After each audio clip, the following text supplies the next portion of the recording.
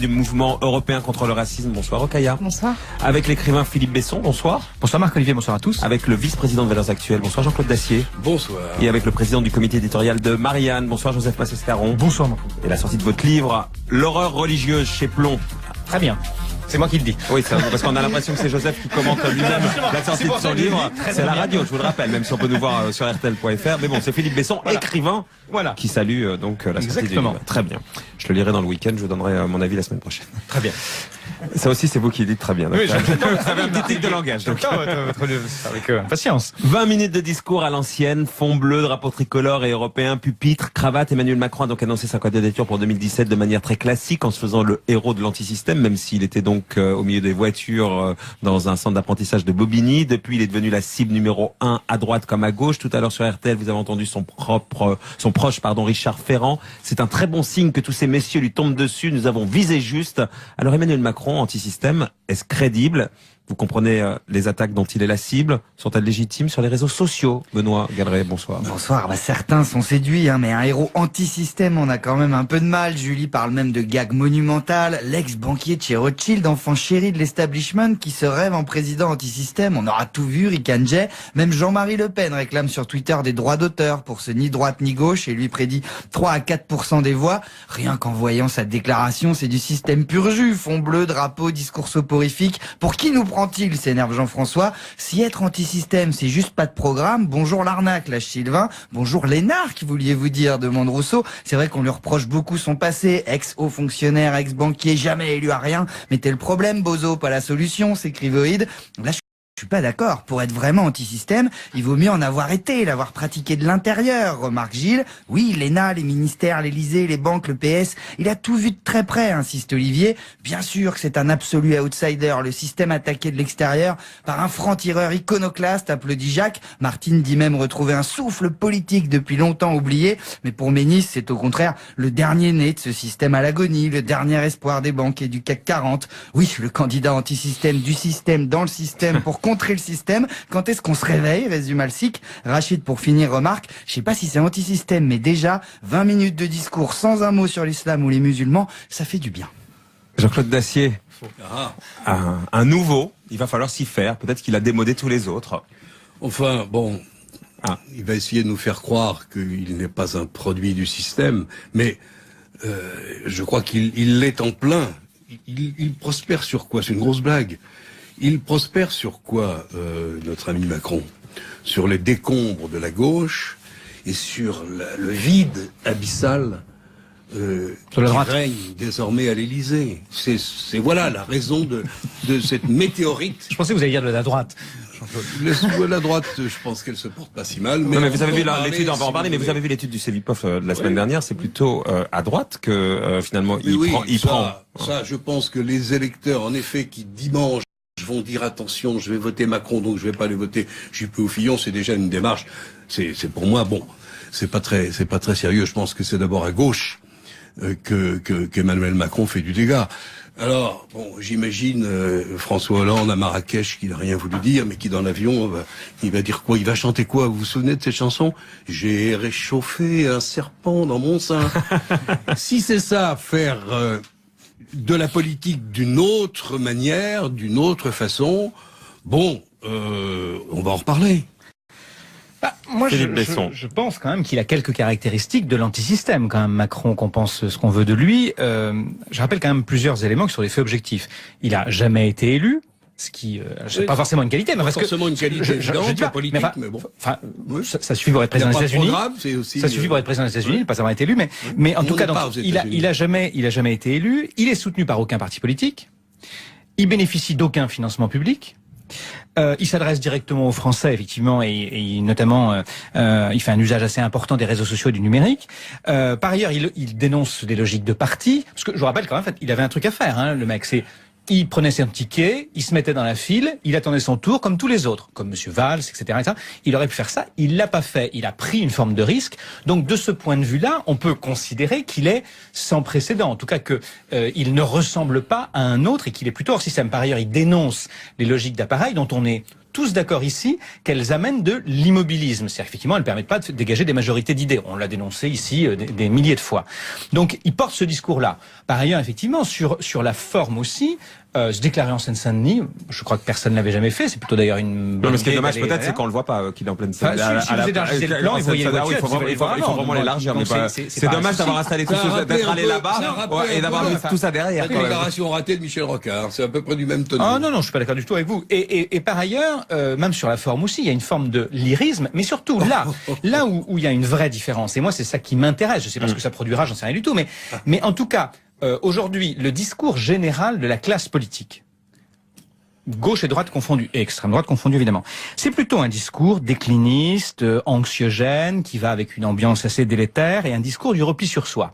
Ce type-là, il décide de tenir un discours optimiste, un discours volontaire. Alors, peut-être certains diront que c'est naïf, mais en tout cas, ça nous change. C'est-à-dire que c'est effectivement la première fois qu'à mes oreilles vient ce chant un peu doux de l'optimisme et de la volonté. Et c'est ce que disait d'ailleurs un internaute Benoît disait ça. C'était que ça fait plaisir, d'une certaine manière, d'entendre quelqu'un qui n'a pas fait son discours de candidature sur l'islam et l'identité. Ça, c'est une réalité. Alors, ça, c'est autre chose. Ah ben non, mais c'est pas autre chose. Il faudra peut-être qu'il en parle un de ces jours. C'est possible parce que... Il en parlera sans doute, mais en tout cas, c'était pas au cœur de sa candidature. Semble-t-il, qui préoccupe un peu les Français. Mais il y a une raison pour laquelle il ne fait pas. C'est que Macron, c'est tout sauf une émulsion médiatique. C'est-à-dire que, bien sûr, que les médias sont derrière Macron, tout simplement parce que d'abord il faut bien bouffer, excusez-moi, et que finalement, si on reste avec les mêmes, il n'y a plus de lecteurs. Donc il faut bien créer l'événement. Donc créons l'événement et mettons en avant Macron. C'est en tout cas ce que beaucoup de personnes se disent. Donc bien sûr, c'est un élément. Il participe. Je vous fais juste une petite parenthèse pour donner une information. Ce que font aussi les maisons d'édition, puisqu'à l'instant les éditions XO confirment le livre au 24 novembre, tiré à 200 000 exemplaires, rien que ça, dans le livre, dans le titre et Révolution comme RTL vous l'a révélé à midi. Alors c'est intéressant d'ailleurs. On va faire une parenthèse parce que le patron Fixot, Bernard Fixot, c'est quelqu'un qui a du flair. Je me souviens très bien que en 2002, alors que c'était l'époque de la traversée du désert complet de Nicolas Sarkozy, j'avais déjeuné avec lui, il m'avait dit « c'est le prochain président de la République ». Je referme la parenthèse. Donc Bernard Fixot, on peut dire que c'est quelqu'un qui, en politique et du point de vue éditorial, a du flair. Bien. Maintenant, sur la question de Macron, c'est tout sauf une émulsion médiatique. Pourquoi? Parce qu'en fait, je reviens à la question de l'islam. Pourquoi il parle pas aussi de l'islam? C'est parce que c'est quelqu'un qui, en fait, s'enracine dans un courant politique français qui s'appelle le personnalisme communautaire. Pardonnez-moi de dire ce mot-là, qui peut être un peu vulgaire, mais c'est-à-dire l'individu et le communauté, ou on peut dire le communautarisme. Et ce sont ces deux éléments, en tout cas la défense de l'individu et la défense du communautarisme, qui le fait bouger. Donc c'est pour ça qu'il ne parle pas de la question de l'islam, parce qu'il a une opinion qui n'est pas une opinion qui peut être celle de la majorité des Français. Alors, Rokhaya. Moi, je suis. La franchise de le dire, ce serait pas plus mal. Il s'est déjà exprimé à l'époque de la déchéance, quand il y avait le débat sur la déchéance de la laïcité, il s'est exprimé en opposition, donc je pense qu'il est aussi conforme à peut-être certaines idées des gens de sa génération, qui ont grandi avec des Français divers. Enfin, je pense qu'il y a un facteur générationnel, c'est que quand on a grandi avec des gens de toutes les origines, peut-être qu'on a une autre conception de l'identité française. Après, moi, je suis pas une des plus ferventes supportrices d'Emmanuel Macron. Je suis un peu circonspecte par le fait qu'on le présente comme étant anti-système, alors que il y a quelques mois encore, il était au gouvernement et juste avant, il était secrétaire général adjoint de l'Élysée. Oui, c'est le sujet de ça. Parce qu'on a déjà pas mal débattu de Macron hier. Qui a fondé Die Linke en Allemagne? Je suis d'accord, mais il est quand même comptable. Il est quand même comptable. Ce sont des personnes, ce sont des ministres, ce sont des gens établis en Allemagne qui ont fondé un mouvement d'extrême gauche. Il est comptable du bilan du gouvernement et il a soutenu une loi qui a mis quand même pas mal de gens dans la rue. Donc je pense qu'il n'est pas complètement étranger à ce système qu'il entend dénoncer. Et après, pour le fond, il fait partie de ceux qui remettent en cause le modèle social français. C'est pas quelque chose qui me paraît extrêmement nouveau ni révolutionnaire. Moi, dans ce qu'il propose, Emmanuel Macron, je n'entends pas quelque chose qui révolutionne la pensée politique française. On va se demander dans un instant s'il a une voix quand même pour 2017 ou alors il est déjà mort avant même d'avoir commencé. On refait le monde dans RTL Soir. Joseph Massescaron, Alain Duhamel disait qu'on faisait des comptes un peu arithmétiques. Oui, j'ai bien entendu la leçon du professeur Duhamel. Et 25%, il disait grosso modo pour ceux qui n'étaient pas là tout à l'heure, 25% pour Marine Le Pen, 25% pour le candidat de droite, ça fait donc 50, 10, je sais plus pour qui. Bref, il restait 40 pour la gauche et comme ils sont déjà 3, en comptant Macron dedans, finalement, c'est tout le monde va perdre. Quoi. Je pense qu'il achève le processus de décomposition de la gauche française. C'est d'ailleurs pour ça qu'il a connu cette trajectoire aussi spectaculaire. Mais bon. Non, mais moi, je suis mais d'accord. au-delà de la gauche, sur lui. Je suis d'accord. S'il fait exploser la candidature de Macron. Les deux victimes, c'est bien sûr François Hollande, bien sûr aussi en partie Alain Juppé, évidemment, mais également François Bayrou. Parce que aujourd'hui, le centre, ça y est, le centre est préempté. C'est-à-dire cet espace de 10, 11, 12% que le professeur Duhamel a tout à l'heure, évidemment, il a tout à fait raison. On n'est pas élu avec 10 ou 12%. Non mais voilà, Non, c'est non, exactement ma question. Mais qu'est-ce qu'il en fait ces 10%? Je continue, c'est qu'on compte. C'est aussi le score, ça peut être le score de Europe Écologie Les Verts aux européennes. Donc il va être présent aux européennes. Je prends le pari. Il sera présent aux européennes. Il fera un score à 2 chiffres. J'en prends le pari. Ils seront présents au régional. Ils feront peut-être un score à 2 chiffres également. Sur la distance, donc vous comptez. Sur la durée, quelques mois ou quelques années, il y a un investissement Macron, un investissement politique possible. Oui. Et peut-être même souhaitable à gauche. En gros, est-ce que ce sera le Tony Blair à la française, sur un parti socialiste qui va essayer d'adapter sa doctrine au monde d'aujourd'hui, ou pas? Mais il y a sur la route un certain nombre d'obstacles qui sont quasi insurmontables. D'abord, il va falloir régler le problème de Valls.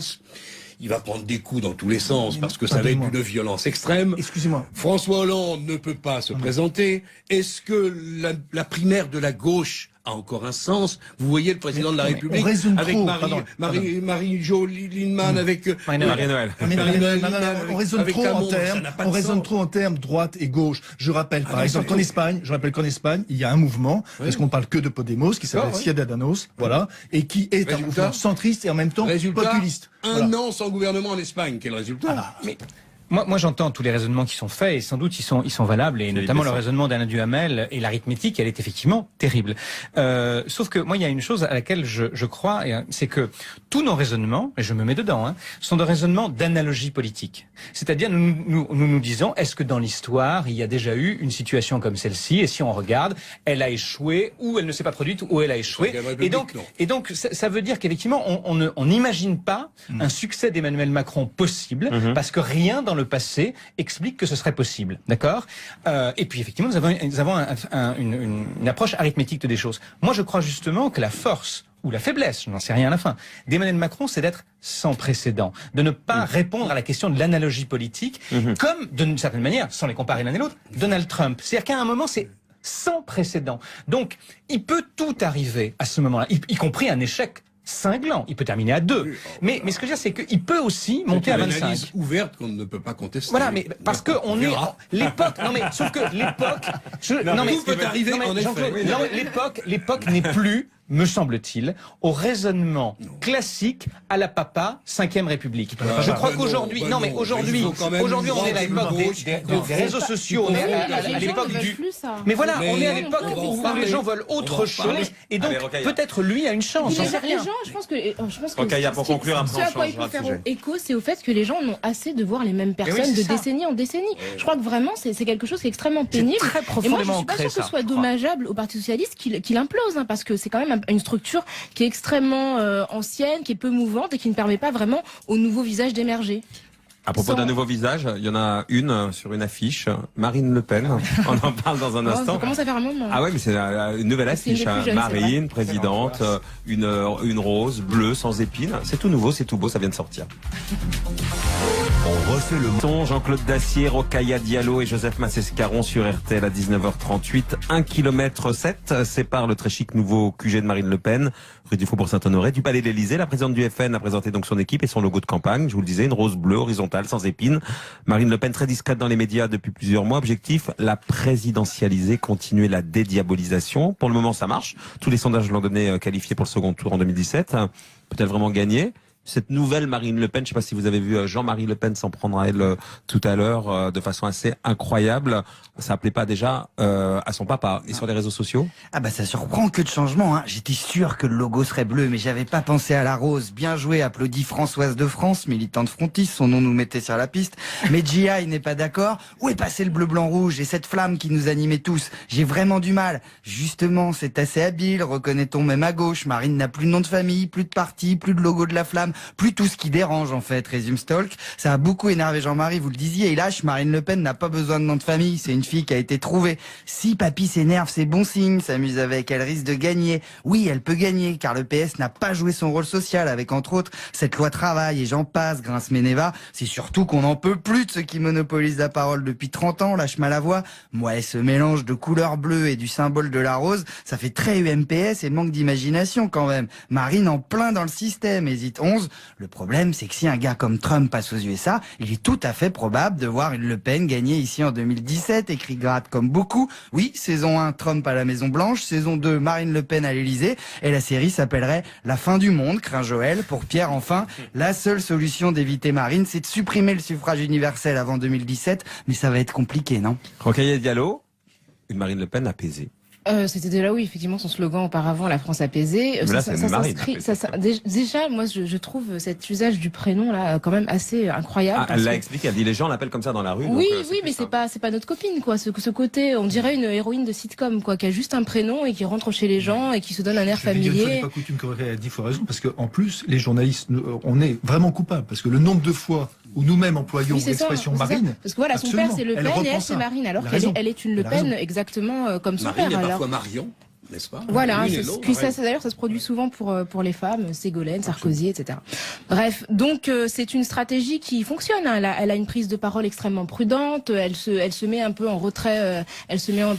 En tout cas en hauteur par rapport au débat politique et aux courses à la petite phrase. Et c'est quelque chose qui lui bénéficie parce que malheureusement les événements tragiques qui nous ont frappés, qui sont succédés ces dernières années, jouent dans son sens. Et puis le fait que finalement le gouvernement ait pu proposer des mesures qui étaient les qu'il décriait auparavant comme la déchéance de nationalité ou un état d'urgence qui dure depuis maintenant plus d'1 an, eh bien ce sont des choses qui la confortent auprès de ses électeurs dans l'idée que quelque part, si elle était au pouvoir, elle ferait vraiment ce vers quoi semblent courir les politiques de droite comme de gauche. Alors moi j'ai été, je l'avoue, extrêmement surpris par cette affiche de campagne, par tout ce qui a été dévoilé aujourd'hui, parce que jusque là franchement Marine Le Pen elle avait fait un sans faute, hein, franchement. Puis faut dire les circonstances la servent, l'actualité la sert, la division de la gauche et de la droite la servent, etc. Donc tout ça évidemment la servait, mais au-delà de ça elle avait, me semble-t-il, plutôt bien joué le coup. Et là je trouve qu'il y a une espèce de série d'erreurs assez étonnantes. Par exemple. Alors d'abord effectivement cette affiche de campagne et ce logo de campagne, donc pas de flamme, pas de drapeau tricolore, pas le nom Le Pen, une rose, c'est très neutre, c'est très dépouillé. Alors j'ai bien compris le visage humain, le visage rassurant, mais au moment où le drapeau bleu blanc rouge revient s'afficher aux fenêtres, c'est quand même curieux de se débarrasser de cet emblème. 2, c'est, pardon de le dire, mais une affiche extrêmement féminine. Moi ça me gêne pas du tout, mais je me dis qu'il doit y avoir quand même pas mal de gens qui vont pas s'y reconnaître. C'est une affiche très aseptisée, elle qui est supposée incarner l'autorité, la force, etc. C'est un côté héroïque politique. Et c'est un côté Marine présidente, ça me fait penser Martine déléguée de classe. Enfin, je sais pas, c'est un truc assez curieux. Donc bon. Donc non, mais on peut peut-être considérer qu'elle a sa base qui de toute façon n'a pas besoin de l'autre affiche. Elle va chercher des choses. Moi, je trouve cette affiche elle est très très contre-productive. La deuxième chose, c'est l'équipe de campagne. Au même moment, donc elle annonce l'équipe de campagne. Alors là aussi, grosse surprise parce que c'est une armée mexicaine. Il y a 34 personnes. On sait que c'est évidemment beaucoup trop. Elle a voulu mécontenter personne. Donc résultat, elle remet tout le monde avec tout le monde. Et des gens qui se détestent, Philippot, Marion Maréchal Le Pen. Elle remet Gollnisch alors qu'il y a 6 mois, elle voulait le virer. Donc on comprend très bien. Il y a aussi visiblement pas mal d'anciens du GUD. Donc il y a une vraie hiatus entre la composition du QG de campagne et l'équipe de campagne. Puis le slogan qu'on avait déjà eu il y a 1 mois est là. Au nom du peuple, qui est quand même le tiède par excellence. Enfin, je veux dire, au nom du peuple, ça figure, je vous rappelle, dans la Constitution de 1793, c'est à peu près, il n'y a pas beaucoup de candidats à la présidence de la République qui vont vous dire qu'ils ne sont pas au nom du peuple. Avec Macron aux États-Unis, non, mais avec Trump. Non, c'était Make America Great Again, c'est pas vraiment la même chose. Donc, ce que je veux dire, c'est que j'arrive pas à comprendre cette succession d'erreurs de com. À mon avis, ça va pas endommager grand-chose chez elle, hein. Non. Mais pour le coup, je trouve que c'est, en termes de communication, c'est raté. Et le QG dans l'UIT, très chic. Je vais vous dire, j'ai même pas vu la rue du Faubourg Saint-Honoré. Pourquoi? Moi, je pense que Marine Le Pen, si j'ose utiliser cette expression, elle gère avec une telle prudence son avance théorique, un peu comme Juppé, qu'elle va finir par perdre. De toute façon, je pense qu'elle ne peut pas être élue. On l'a vu aux élections régionales. Quand vous faites 40 et 40, 40 au nord, Marine Le Pen, 40 au sud, Marion Le Pen, et que vous n'êtes pas élu au 2e tour, il y a un problème. Donc, elle est tétanisée par ses résultats aux européennes. Elle sait qu'au 2e tour, elle ne peut pas passer. Elle a toutes les chances, en effet, d'être au premier. elle en rêve quand même. Et donc, c'est le parti attrape-tout. Elle essaie de rassurer tout le monde, de prendre tout le monde sur son aile en espérant le miracle. Mais le miracle ne se produira pas. Moi, c'est pas à la présidentielle que Marine Le Pen me fait peur ou m'inquiète. C'est aux législatives qui vont suivre. Là, elle peut faire des dégâts et rendre une gestion qui va de toute façon être extrêmement difficile pour le successeur. Il y aura le plafond de verre. Hein. Ouais, oui. Comme les régionales. Elle ne sera pas majoritaire à l'Assemblée, mais si elle ramène 10 pauvres députés. Si elle, je crains qu'elle fasse plus. Et là, ça c'est inquiétant. Elle peut rendre l'Assemblée rétive et difficile pour le président de droite qui va être élu, qui aura déjà de toute façon des difficultés avec sa propre majorité. C'est marrant parce que on est qu'au mois de novembre, on sait déjà qu'on aura un président de droite, des députés d'extrême droite. Il y a plus besoin d'aller voter. Hein, le président de gauche est une très grosse cote, très grosse cote. Voilà, c'est ce qu'on essaie de nous expliquer. Et comme on voit depuis quelques temps, en tout cas, y compris avec la remontée et la panique des sondeurs devant la possible, éventuelle remontée de François Fillon à la primaire de droite, on voit que s'il y a une chose que les citoyens détestent, c'est qu'on leur dise quelque chose. Que tout est prévu. Que tout est prévu. Ça, ils ne peuvent pas le faire. Et ce qui est gênant, en effet, dans cette affiche, c'est que on a l'impression que oui, elle gère une avancée, elle est déjà dans le second tour. Parce que c'est ça le problème. Elle est déjà dans le second tour. C'est peut-être un problème. Et ça, c'est un problème. Pour je pense que ça va être un problème. Ça peut être un problème parce que la déconvenue, elle peut venir. Elle peut venir. L'idée que, bien sûr, qu'on voit bien que pas simplement les instituts de sondage, mais partout, qu'on nous dit, mais ils seront peut-être le Front National ne sera peut-être pas à 25, ils seront peut-être à 30, enfin, etc. 30 voire 35 et tout. Mais ce qui est vrai, c'est que s'ils continuent, c'est-à-dire dans le fait d'être dans le second tour, alors qu'on est à des mois de l'élection présidentielle, la déconvenue risque d'être extrêmement cuisante. Et puis, ce qui me frappe dans cette couleur, dans cette rose, c'est que finalement, le Front National, qui est le héros de ceux qui veulent être protégés, elle cherche à se protéger dans cette affiche. Elle cherche à se protéger, car Marine Le Pen, on sent que là, elle commence à avoir une faiblesse, c'est-à-dire qu'elle a envie de se faire, non pas simplement dévitaliser, mais aimer. Ouais, c'est ça. Et là, c'est un problème. Et juste une dernière chose qui est, pour reprendre le débat qu'on avait tout à l'heure, et je soumets ça à Maître Alain Duhamel, il y a aussi une question d'arithmétique, mais elle n'a jamais, ce qui est un score énorme, mais dépassé les 6,5 millions de voix. D'accord? Jamais dépassé les 6,5 millions de voix. Je rappelle que le ticket de qualification en 2007, c'était 9,5 millions de voix et il y avait 12 candidats, et que le ticket de qualification en 2012, c'était 9,7 millions de voix et il y avait 10 candidats. Attendez, la prochaine fois c'est mai 2017, tout peut peut-être changer. Sortie de crise à iTélé.